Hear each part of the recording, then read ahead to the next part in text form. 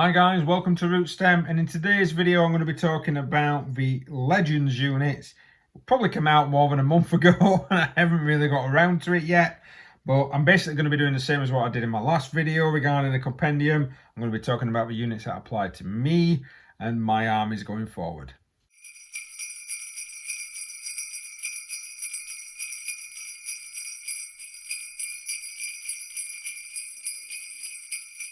Hi, thanks very much for watching. If you do like the content, please like, share, subscribe, hit that notification button if you do want to see more. It always helps.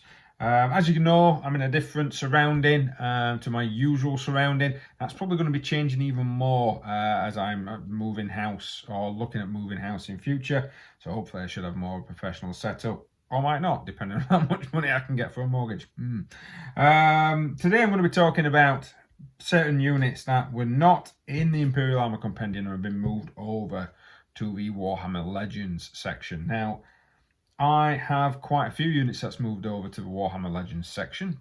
You know, pretty much my entire Guard army was moved over to the Warhammer Legends section. Not great, especially some of the units that I like to use, like the Tank Destroyer, a couple of the other units that are in there. Hopefully they may have seen a bit of an increase. You might see some units that I kind of let go or didn't really use much because they weren't that good in the previous edition. They may have come back into this edition because of course they're slightly different. But let's have a look, and as usual we're going to start with well, any Space Marines, but I don't think I've got any in the old ones. So we're starting off with this Sestras Assault Ram. I believe I've said that right. If I haven't, I do apologise. This is going to be added to my Space Marine force from my Blood Angel units. Unfortunately, those are going to be put aside, I'm afraid. This particular unit has been downgraded a bit, if I'm completely honest. We've gone up 6 wounds, so we've gone up to 20 wounds rather than the traditional standard 14 that used to be in the previous, but we have lost a bit of armor save. We're no longer a 2-up armor save, we're now on a 4-up armor save, and we've got 6 attacks rather than the standard 4. Now, the thing that's really missing is the actual ram. The Sestras Ram has disappeared. At one point you used to be able to hit units, especially when it targeted buildings, with your ram. You could hit them on 2+ if it was a building, and it would be strength 8, -3, and d6 damage apiece. This is gone. It is now just 6 attacks, strength 8. It's not really, no, I am not quite sure if I enjoy that. I quite like the idea of the Sestras Assault Ram. It assaults things, it rams things, it goes into them. That's a little bit weak for me. I think they've really missed out on the fact that that's what it's called. It's not called an Sestras Assault Vehicle. It's not called an Sestras Flyer or Transport. It's an Sestras Assault Ram. Oh well, never mind.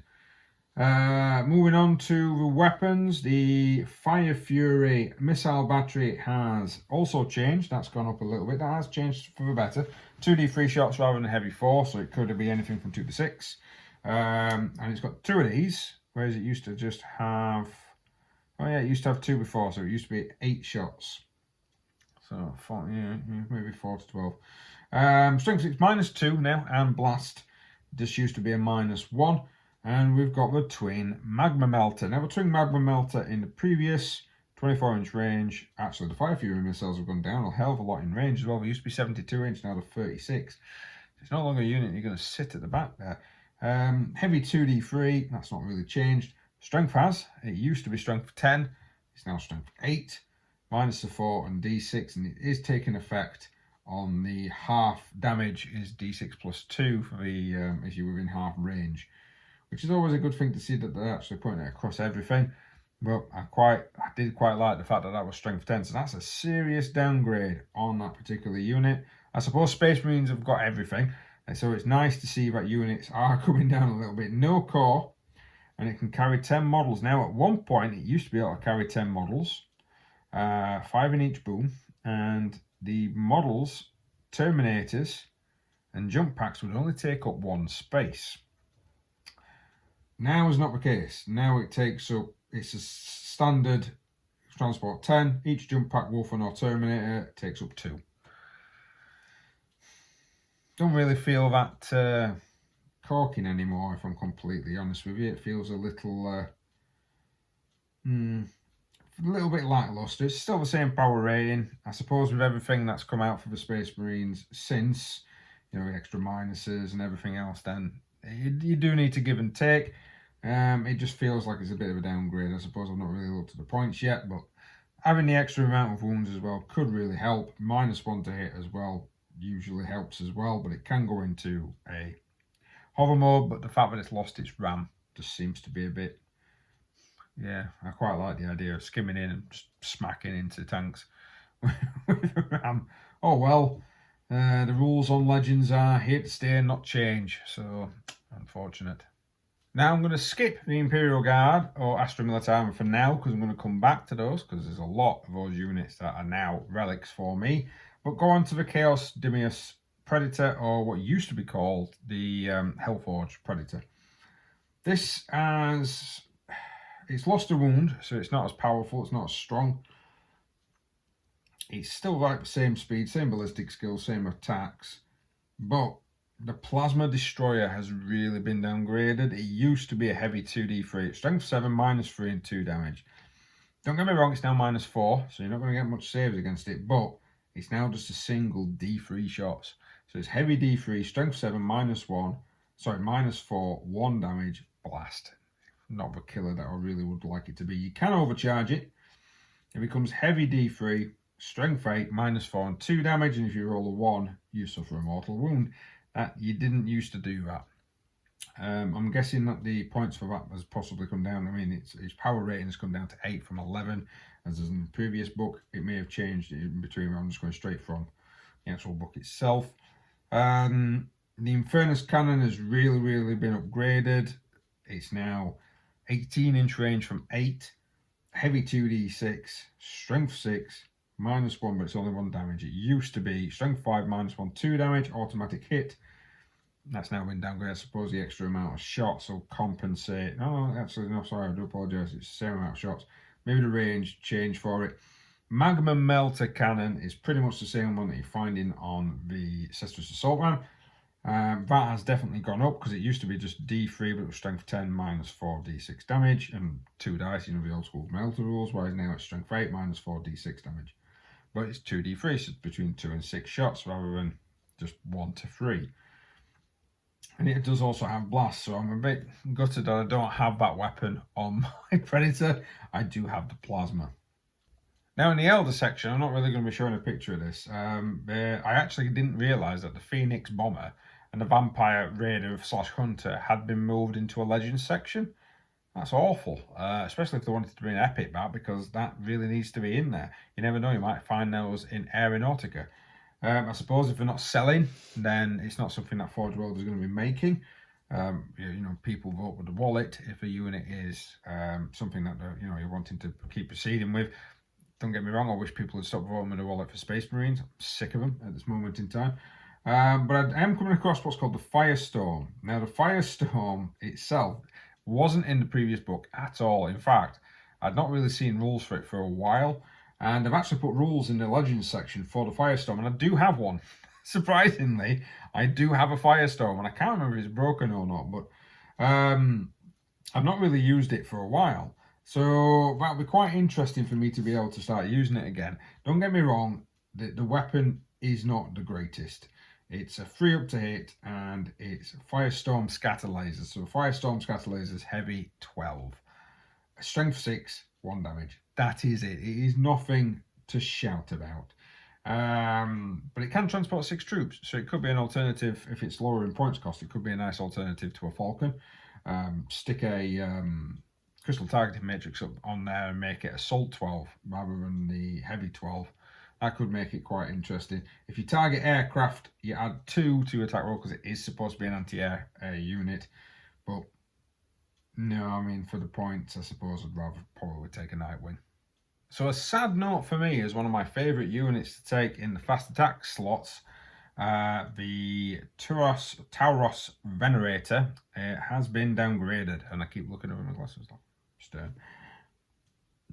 Definitely as well a typo, because a twin multi-lasers heavy 6, not heavy 3. Well done, workshop. And just of course your standard twin las cannons, which is the one that I normally have. But they have downgraded it. I mean, don't get me wrong, it used to be able to move and shoot without the, they used to, if you moved, of course, you had the -1 to your heavy weapons. You don't do that anymore. So the Glavic motor, sorry, the targeting array is no longer needed. But the Glavic motor has, galvanic motor, sorry, has changed quite a bit. It used to be if you moved over 10 inches in the game, so you moved possibly between 11 and 15, then you got a 5-up invulnerable save, which meant that I did used to use the unit to dart backwards and forwards, and because it had the 5-up invuln, we used to draw fire and didn't draw fire. I mean, it's got the same profile as it did in the previous book, but the only time you get a 5-up invulnerable save now is if you advance. I quite liked the idea that you had these little tiny venerate. I only actually had one, which was a bit of a shame, really. I'm thinking I should have bought extra ones now, because you can have them as a unit of 3,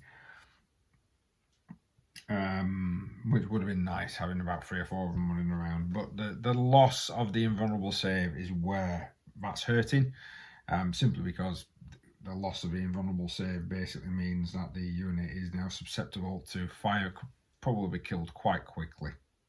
So now we're coming to the Sabre weapons platforms. You may have seen some of these on my channel. These are quite old models I've had for a long time. They used to be really, really good, and then they kind of got downgraded severely when the Skyfire rules came out, about 6th, 7th edition, which basically meant that they always needed 6s to hit a ground target, which was absolutely insane.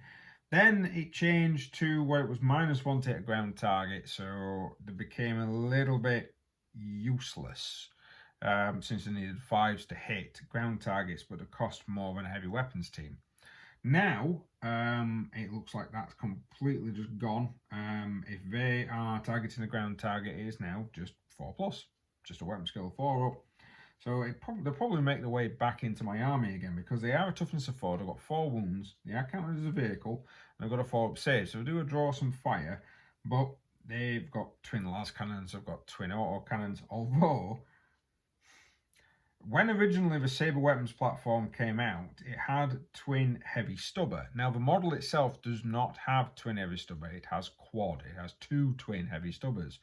In an errata, they corrected that to basically state that if you got rid of your twin heavy bolter, you could then have 2, you could replace it with 2 twin heavy stubbers, making it a quad. The rules like Workshop's brought out is back to 1 twin heavy stubber, which it isn't. It's a quad heavy stubber, but I digress. I really do. The searchlight is still there if you are wanting it, which basically means that if it highlights a model, I believe you get +1 to a different.